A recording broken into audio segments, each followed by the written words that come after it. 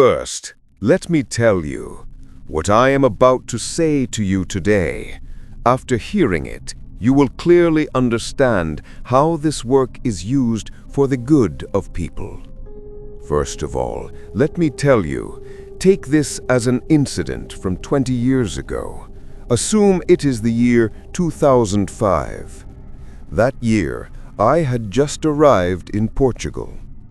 After coming here, people slowly got to know that I do this kind of work. Then, one by one, many people started coming to me. Among them was a lady. Her name was Fatima. She came to me one day for some work. Looking at her, she seemed quite weak. Just by seeing her, I understood that there was a powerful influence of magic on her. My loyal Jinn, the moment they saw that woman, they told me that outside our house some evil Jinn were waiting, meaning those Jinn who had possessed that woman through magic. I asked this lady, "What is your problem?" She said, "I don't know.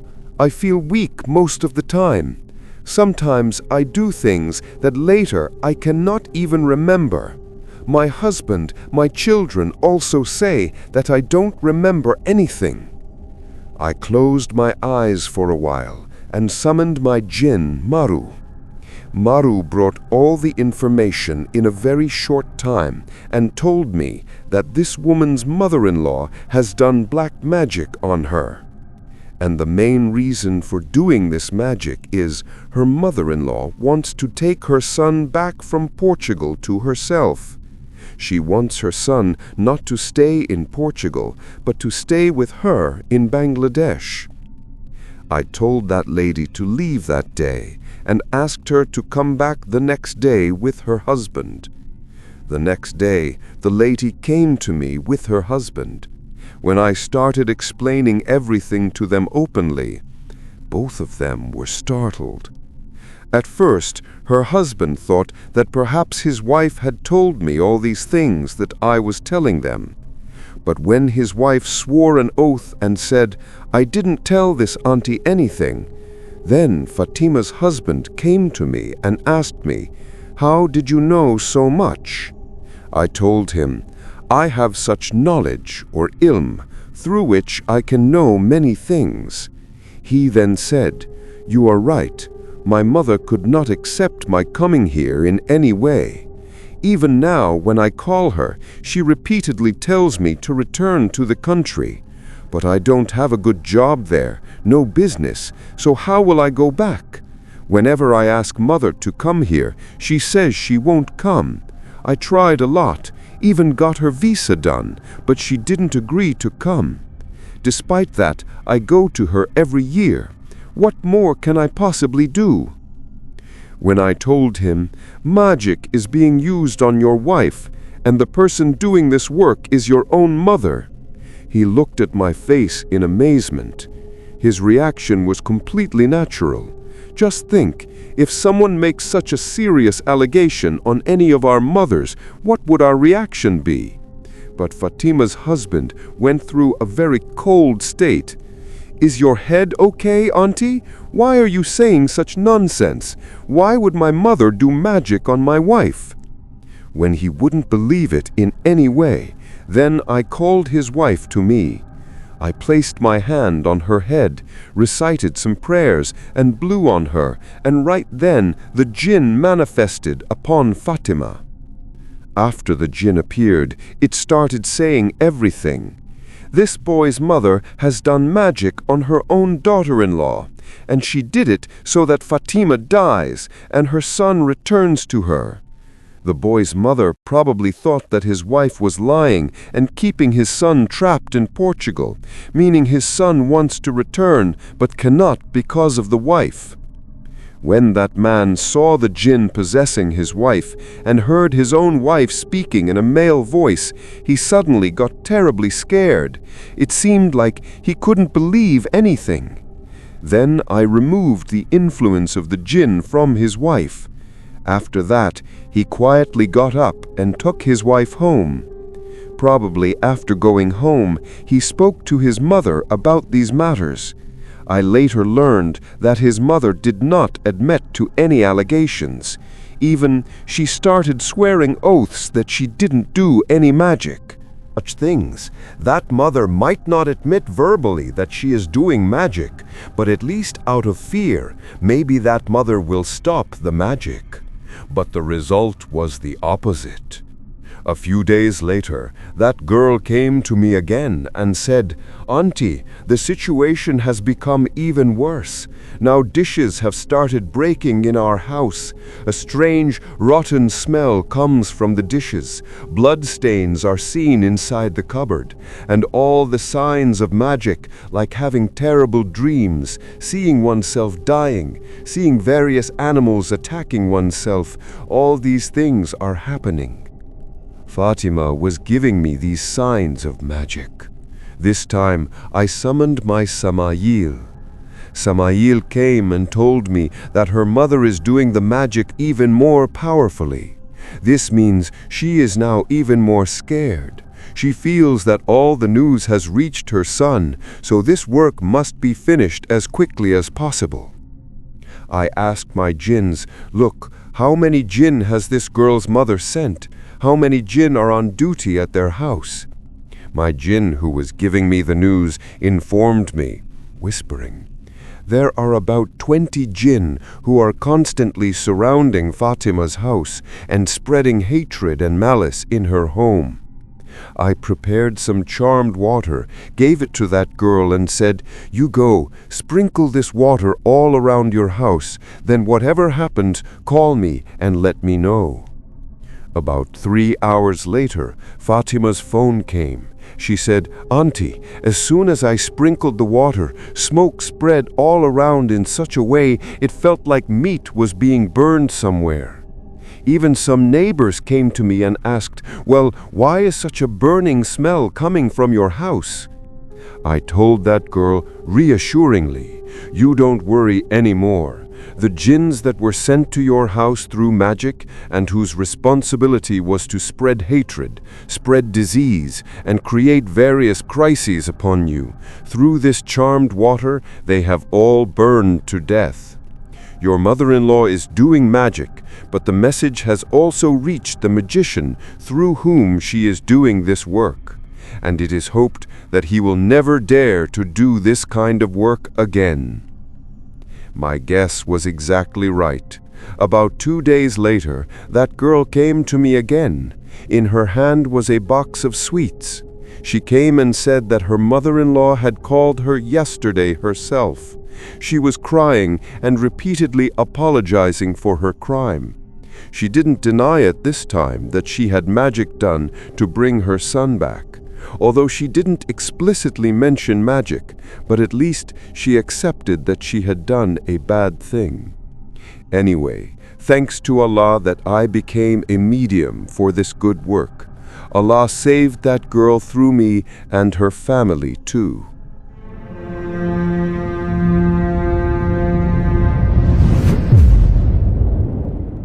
There is another such incident. There was a boy named Habib, whose age would be about 8 or 9 years. His parents brought him to me one day. Just by seeing the boy, I understood that there was the influence of some satanic power upon him. Seeing the boy's facial expression, it was clearly understood that this was not a normal matter. He was no ordinary child, and the evil that was upon him was also very powerful.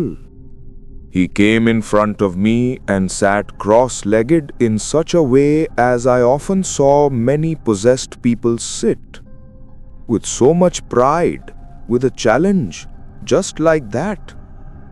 At first, seeing him, I laughed. I said, "Baba, sit a little quietly. What kind of sitting is this?" Then he answered me quite rudely. They were a Pakistani family who had recently come here. That boy was speaking in Urdu, and he was saying, "Do your own work. Let us see how much power you have." I could see how scared his parents were. Sometimes his mother's hand was even trembling. Seeing the boy's condition right in front of me and the way he was talking to me, I could easily understand what kind of behavior he used to do at home. I closed my eyes and started reading some prayers. After reading for a while, my 4 jinns appeared before me. It is normal that the evil entity that is upon the boy will be able to see my jinns. When they saw that my jinns were standing near me, I could see clear fear on that boy's face. Suddenly he dropped to his knees and sat in such a way as if he was my own loyal servant. When I asked him, "Tell me, who are you and who sent you upon this child?" then that devil started to speak. "I have been with this child since childhood. In the hospital where his mother's delivery happened, right there I had taken a liking to this infant. I have been with him since then." I asked him, "Now tell me, what do you want?" He said, "I wanted to stay with this child until the day of his death, but now you tell me what I have to do." I told him, "Leave this child and go away right now. And because of residing inside this child, all the diseases that have come to his body, solve them before you go." As soon as I said this, the boy suddenly started to suffer. Habib's parents also became terrified seeing him suffer like this and came to me saying, "What happened to him? What is all this happening?" I signaled them with my hand to stay quiet. Habib's body was bending like a bow. Saliva was dripping from his mouth. A pale look had come into his eyes. Seeing this condition of their own son, they could not bear it. They wanted to go to Habib repeatedly, and I was stopping them. This state continued for about half an hour. After that, the boy Habib became completely normal and sat up. This time, the devil's voice coming from inside him sounded very weak. He said to me, "Just as you said, I did exactly that. Now tell me, what is your command?" I said, "Go away from here right now, and if you ever come back to this child, then you will not be able to return from here alive. And before going, give me a sign." He said, "You give the order. What sign shall I give?" I pointed towards the door and said, "While leaving, give a knock on this door." For me, this was daily work. I have been doing these things for a long time. But those who were present there, they were literally terrified seeing this. About 30 seconds later, a sound of knocking on the door came. I smiled lightly seeing it, but on the faces of the people sitting there, I saw a clear imprint of fear.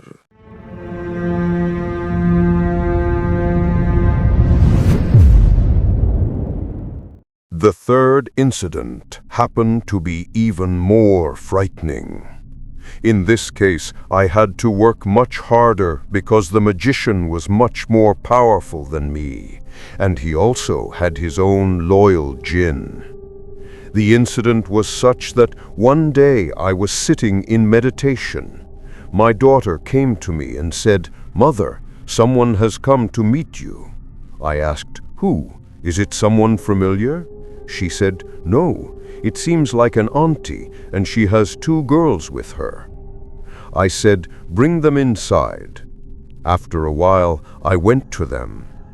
When I went to them, the mother of the two girls fell at my feet and started crying. I lifted her up with great difficulty and made her sit on the sofa. I sat beside them and tried to calm the woman down and said, "Why are you getting so worried?" She told me a very long history, which I am telling you here in short. Her daughter had a country wedding. The marriage lasted only 3 or 4 years, and 2 children were born. After that, the girl's husband went towards someone else.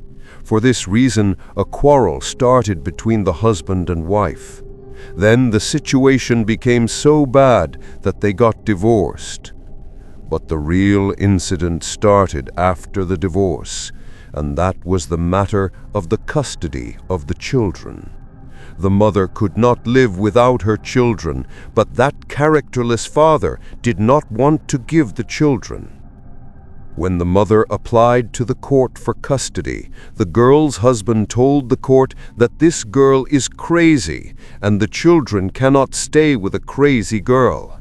Although that girl was completely healthy, the girl's husband actually tried to make her very crazy. They had made fake certificates from doctors, and they presented all such proofs in court. Even to prove the girl crazy in court, they took the help of magic and took refuge in a very big magician and paid him good money too. When the girl was presented in court, she started behaving in all sorts of strange ways. She started saying such strange things in front of the judge that they assumed the girl was truly crazy.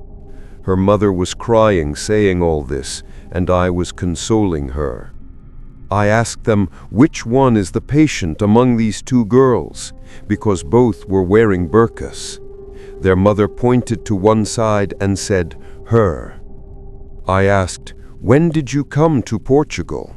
She said, "We came just last month after finishing the hearing of the case." Her daughter's behavior was deteriorating day by day after that, so they came here through a devotee of mine. The girl's mother was saying that she now wants a solution to this suffering. She also wants her grandchildren to come and stay with her. Tense, I opened that girl's burqa and called her. As soon as I placed my hand on her head, my body trembled. Truly, very heavy type of magic had been done. Right then I understood this magician is no ordinary human, and to win against him, I will have to work very hard. That girl's condition was still like a mad person. She would suddenly laugh out loud, and the very next moment she would cry herself. Sometimes she would say, "You can't do anything to me." And sometimes, holding her own feet, she would say, "Forgive me, save me from the hands of these people." I took an amulet from the Almirah and put it around her neck. As soon as the amulet was put around her neck, her condition improved a little, but this was for a temporary time. I have to make a complete arrangement so that in the future the influence of magic does not remain. I assured that girl's mother and said, "You go home now. Give me 3 days' time. I will see what I can do." That girl's mother left from there giving me many blessings. I spent 3 nights awake, and in those nights I realized that whatever is going to happen is very dangerous. The girl's life could even go in this. We magicians never fight directly with each other. We give messages to each other, but fighting is not our purpose. It is somewhat like a battle between 2 lawyers. Just as I said in the first incident, where I burned those Jinn magicians, he had understood with his knowledge that my spiritual power, or amal, was much more than his, so he himself backed away from there. Now, in exactly the same way, when it was realized how powerful the person who did magic on that girl is, then I showed him my power, but we did not want to fight directly with each other. I took a picture of that girl's husband from that mother, and I started magic on him. I started slowly worsening the condition of their house. That boy went almost half mad. and my jinns used to stay on guard at their house all the time and used to do various kinds of harm in their house. Then one day I called her mother. Now, you call the boy's mother and tell them they should stop doing magic. If they stop this work, only then everything will become normal in their house. Anyway, the boy's family themselves were very annoyed and devastated with this situation. I had weakened their mental state in such a way that they had no idea whether magic was being done on them or something else. When the girl's mother informed them what was actually happening, then the boy's family immediately agreed to compromise. Then it was decided that between the two children of that boy and girl, meaning husband and wife, one will stay with the father and one with the mother. They went to that magician and took back their magic. Then I stopped my magic from here. There are many more such incidents which I will tell you in the future if you want. If you want, I will inform you through Sabit. And one by one I will tell about all the works. But in between this, I definitely want to tell you a funny thing. How I actually learned this magic. What difficult steps I had to cross. And it is true that to learn magic you have to do many bad things. Take the help of Satan. When I send you the next incident, I will tell in detail.